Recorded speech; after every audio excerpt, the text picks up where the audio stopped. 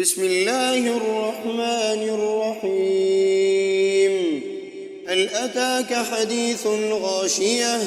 وجوه يومئذ خاشعة عاملة ناصبة تصلى نارا حامية تسقى من عين آنية ليس لهم طعام إلا من ضريع لا يسمن ولا يغني من جوع وجوه يومئذ ناعمة لسعيها راضية في جنة عالية لا تسمع فيها لاغية فيها عين جارية فيها سرر مرفوعة وأكواب موضوعة ونمارق مسفوفة وزرابي مبثوثة أفلا ينظرون إلى الإبل كيف خلقت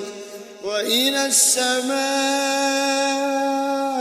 كيف رفعت وإلى الجبال كيف نصبت وإلى الأرض كيف سطحت فذكر إنما أنت مذكر لست عليهم بمسيطر إلا من تولى وكفر فيعذبه الله العذاب الأكبر إن إلينا إيابهم ثم إن علينا حسابهم.